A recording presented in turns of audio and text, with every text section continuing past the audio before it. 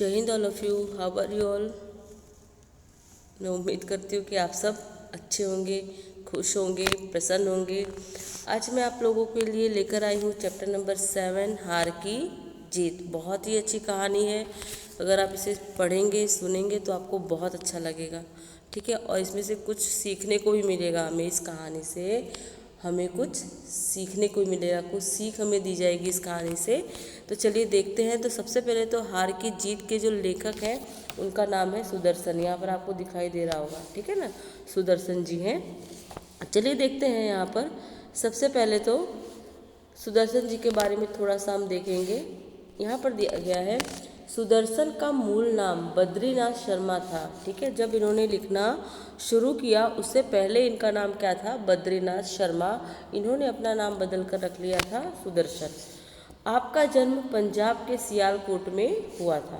पंजाब राज्य में स्थित सियालकोट जगह है जहाँ पर सुदर्शन जी का जन्म हुआ था। जब आप 6वें दर्जे में थे, दर्जे का मतलब होता है बेटा क्लास, ठीक है, कक्षा। जब हमारे जो लेखक हैं, ठीक है, सुदर्शन जी, जब ये 6th स्टैंडर्ड में थे तभी आपने प्रथम कहानी लिखी थी। सोचिए कितने छोटे रहे होंगे, बहुत छोटे थे, 6th स्टैंडर्ड में पढ़ते थे तब इन्होंने अपनी पहली कहानी लिखी थी।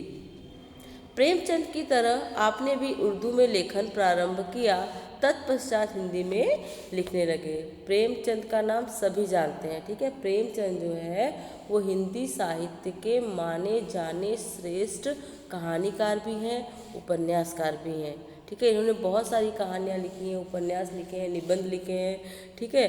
तो प्रेमचंद जी ने सबसे पहले हिंदी में लिखना नहीं शुरू किया था बेटा, सबसे पहले इन्होंने उर्दू भाषा में लिखना प्रारंभ किया था और बाद में ये हिंदी में लिखने लगे। ठीक इसी प्रकार, ठीक है, सुदर्शन जी ने भी जो शुरुआत में लिखना, शुरुआती समय में जब लिखना शुरू किया था उन्होंने उर्दू भाषा में लिखना प्रारंभ किया था और बाद में वो हिंदी में लिखने लगे थे। नाटक, कहानी तथा उपन्यास लिखकर हिंदी साहित्य को समृद्ध किया। जिस प्रकार प्रेमचंद ने बहुत सारी कहानियाँ, उपन्यास, नाटक वगैरह हिंदी साहित्य को दिए हैं, ठीक है, उसी प्रकार से यहाँ पर सुदर्शन जी ने भी बहुत सारे नाटक, कहानी और उपन्यास लिखे हैं। प्रस्तुत कहानी सुदर्शन जी द्वारा लिखित एक उपदेश प्रधान कथा है, ठीक है। इससे हमें उपदेश मिलता है, सीख मिलती है। इस तरह की यह कहानी है जो मानव भावनाओं पर आधारित है, मानव की फीलिंग्स, ठीक है, उस पर ये समर्पित है पूरी कहानी। बाबा भारती के अनोखे घोड़े की चर्चा डाकू खड़क सिंह के कानों तक पहुंचती है, ठीक है। मतलब इस कहानी में हम देख सकते हैं कि इस कहानी से, ये पढ़ने से हमें ये पता चल रहा है कि इस कहानी का जो पात्र है, एक तो है बाबा भारती खड़क सिंह और एक घोड़ा भी है, ठीक है। ये मैं बाद में कहानी बताऊंगी आपको, जब मैं एक्सप्लेन करती जाऊंगी तो आपको समझ में आता जाएगा बेटा।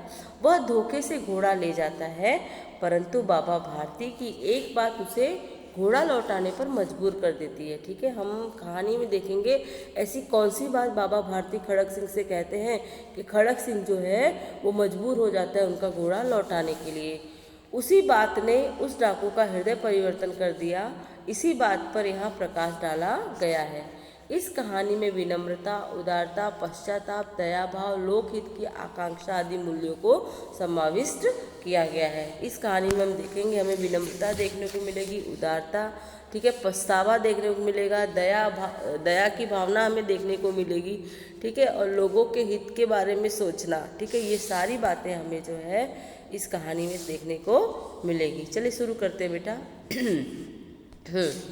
माँ को अपने बेटे और किसान को अपने लहलहाते खेत देखकर जो आनंद आता है वही आनंद बाबा भारती को अपना घोड़ा देखकर आता था, ठीक है। जिस तरह से माँ अगर अपने बेटे को देखती है और खुश हो जाती है, किसान अपने लहलहाते खेत देखकर, हरे भरे खेत देखकर जिस तरह से खुश होता है, उसी तरह से बाबा भारती अपने घोड़े को देखकर खुश हो जाया करते थे, ठीक है, खुश हो जाते थे।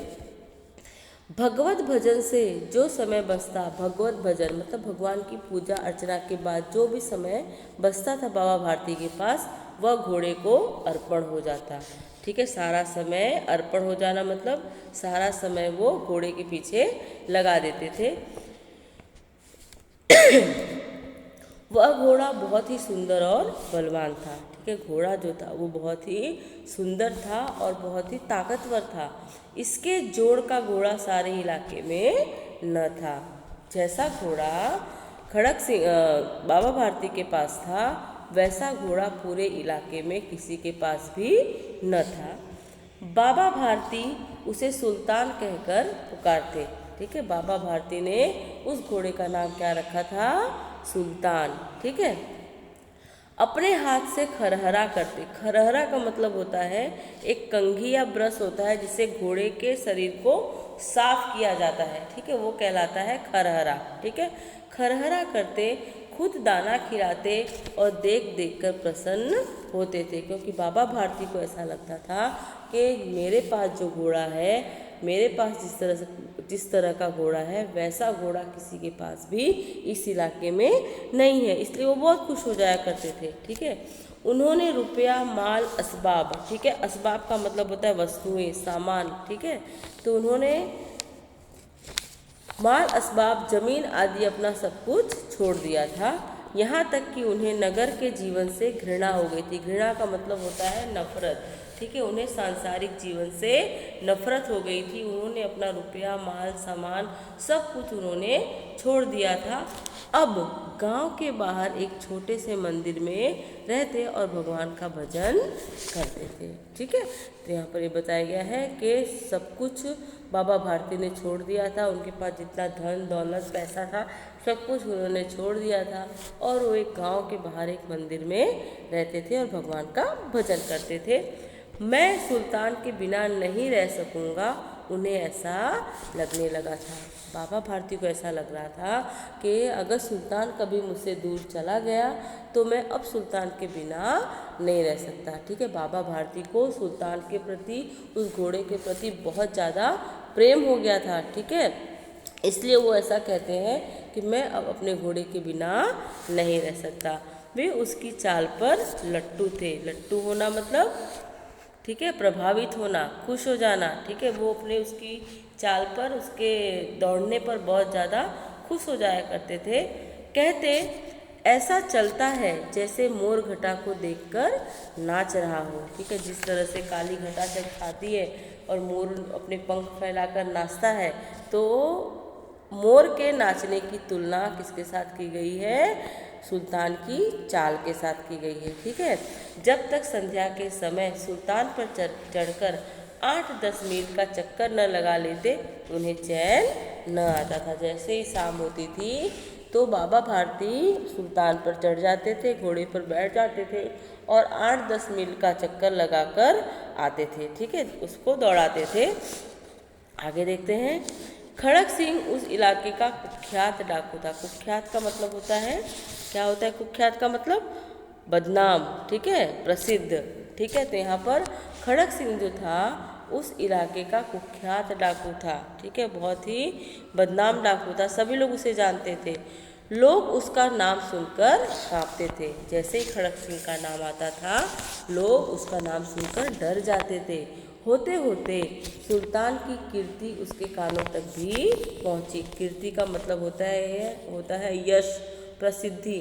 ठीक है, सुल्तान की बातें सभी लोग जानते थे। ठीक है, तो ये बात जो है वो खड़क सिंह के कानों तक पहुंची।